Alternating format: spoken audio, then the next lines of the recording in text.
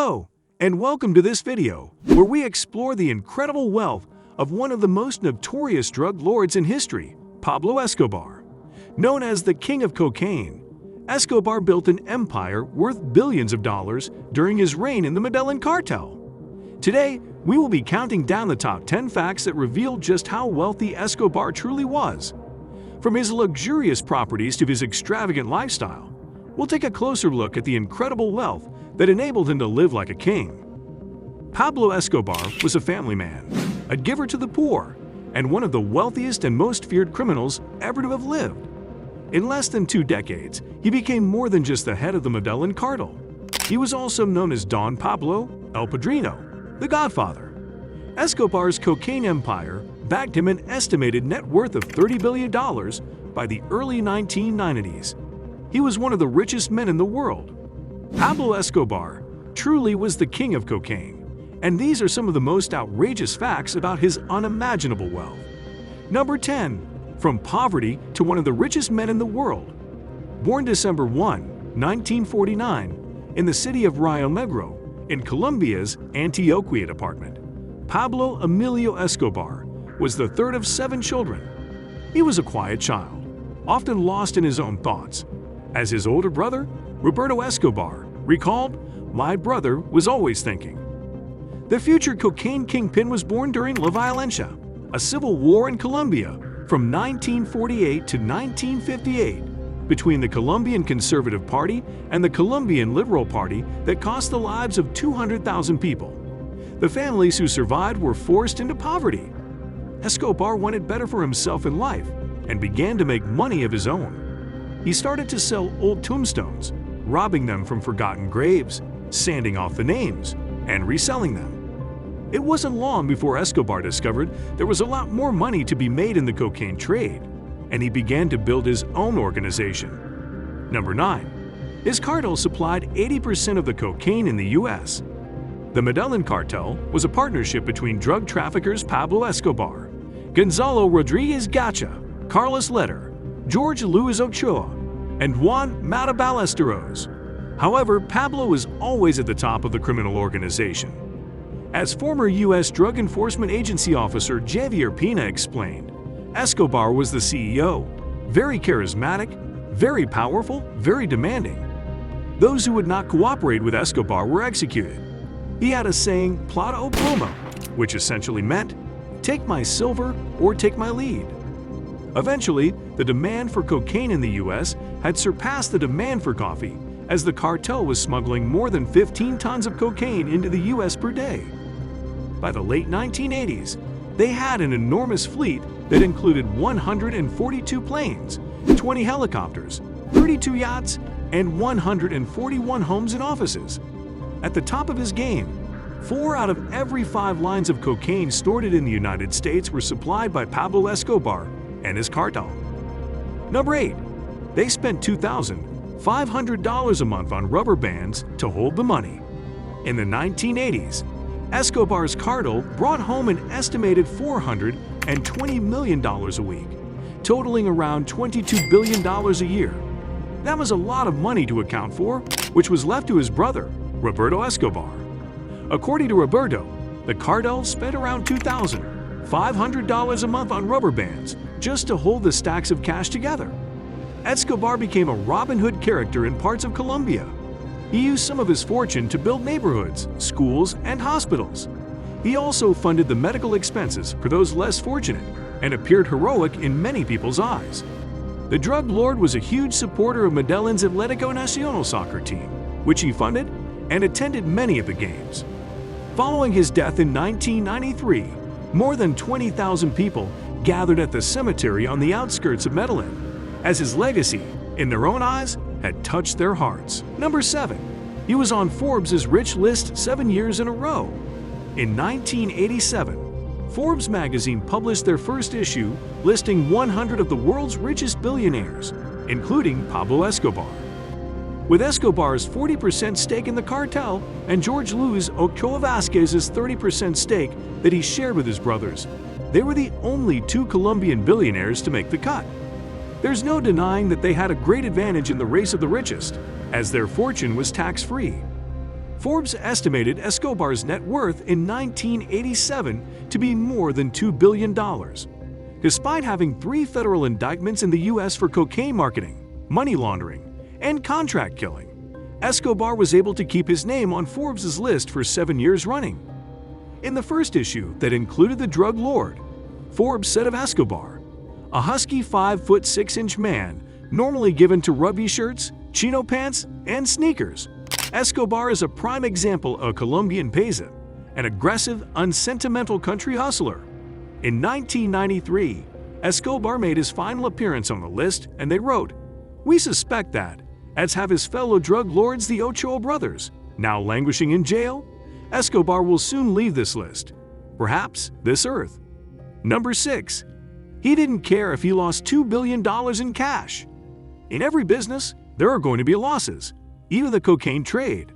However, Escobar's losses were on a different level, as his brother and accountant Roberto described in Pablo's biography. He wrote, "Pablo was earning so much that each year we would write off 10% of the money because the rats would eat it in storage, or it would be damaged by water or lost. That's a roughly $2 billion cashed in for those rodents." Escobar trusted his fortune to his older brother, but that trust soon turned out to be misplaced. According to the New York Times, 5 different entities brought the cocaine kingpin down. The Cali cartel, Los Papes, short for people persecuted by Pablo Escobar, the Colombian and U.S. governments, and his own brother, Roberto. Escobar's son Sebastian Marroquin wrote in his book Pablo Escobar, "My father, my uncle Roberto Escobar, the official informant of the DEA, actively contributed to delivering him to his enemies." Number 5. His home had pet hippos, giraffes, and elephants. When money is no object, the list of things you can splash your cash on is limitless. Pablo Escobar began collecting exotic pets, including hippos, giraffes, and elephants. His self-made zoo was housed at his lavish colonial estate known as the Hacienda de Naples, which also boasted a private airport, a bull ring, and a kart racing track, all set on 5,000 acres of land. Following his death, the cost of running the zoo was too much, and many of the exotic creatures were rehoused. However, 24 of his hippos escaped and decided to relocate to the river surrounding the central Colombian hacienda, and they've multiplied over the years. They are now the largest population of wild hippos outside of Africa, and even featured in their own National Geographic documentary titled Cocaine Hippos. Number 4. He paid his pilots $500,000 for one trip. When you have 15 tons of cocaine to smuggle a day, roughly around the same weight as 2 African elephants, it can be a logistical nightmare. The first of the shipments were flown between Colombia and Panama by Escobar himself. Then, with the help of a fleet of planes, including a Learjet, he was able to get his cocaine straight into the U.S. The jet wouldn't return home empty. It would be stuffed with more millions for the cartel. Working for Escobar would ensure an impressive payday. Pilots flying to the U.S. would have their plane tires loaded with cocaine, and one trip could earn them up to $500,000. Another method he used was soaking jeans in liquid cocaine, exporting them legally, and then extracting the drug on the other side. Officials were bribed, and those who could not be bribed were murdered. Although he was a hero to many, he is believed to be responsible for an estimated 4,000 deaths. Number 3. He once set fire to $2 million to keep his daughter warm. One of the craziest stories about Pablo Escobar and his wealth is that he set fire to $2 million because his daughter was cold. His son, Sebastian Marroquin, told Don Juan magazine that when his family was on the run from federal agents, Escobar would regularly blindfold them, put them in a car, and drive to a new hideout location. That way, if any of his family members were captured, they could not reveal where his location was. Escobar's paranoia was fueled by his greatest fear: to spend the rest of his days locked inside an American jail cell. According to Sebastian, when they were living in a hideout in the Medellin mountainsides, his younger sister Manuela developed hypothermia. One morning, when she was really sick, Escobar took 2 sacks containing $2 million and made a bonfire with it to keep her warm and well. Number 2. He served time in his own luxury prison with a spa. In 1991, Under the constant pressure of being hunted, Pablo Escobar worked out an agreement over the course of 6 months with Colombian authorities. His terms were that he would go to prison for 5 years. However, this prison would be built to his own specification and close to his family home. The terms were agreed to, as the Colombian government was already facing a political headache thanks to his actions. The prison Escobar built was dubbed Club Medellin, among other names, as it included a jacuzzi spa, soccer field, discotheque, and a private bar. There were even phone and fax lines fitted so that he could continue his business and manage what was left of his crumbling empire. The prison was perfect for Escobar, who feared both assassins and extradition to the US. His motto was, Number 1. His money is still buried out there somewhere. On December 2, 1993, after 16 months on the run, Pablo Escobar died in a shootout on a rooftop with members of the National Police of Colombia. To this day, what happened to the remainder of his staggering fortune is still unclear. There were 4 different categories to his wealth: obvious assets like cash, cars, and houses; immediately hidden assets that were accessible from caves or secret compartments in his houses; and lost assets that are completely hidden. The Colombian government was able to uncover $100 million worth of these stashed treasures, including pure gold bullion, barrels full of cash, jewels, and machine guns. According to former DEA agents, there is still more than $1.3 billion buried on Colombian soil, with only Escobar's cartel members and the deceased drug lord himself knowing of its exact whereabouts. Sonar and dating technology have been used to help locate the missing cash, but there is still a whole world of wealth out there. And that's it for today's video on the top 10 facts about the incredible wealth of Pablo Escobar.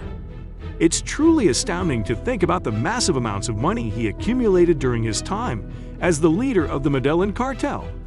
However, it's important to remember that his wealth came at a tremendous cost, with countless lives lost and communities torn apart by the violence and devastation caused by the drug trade.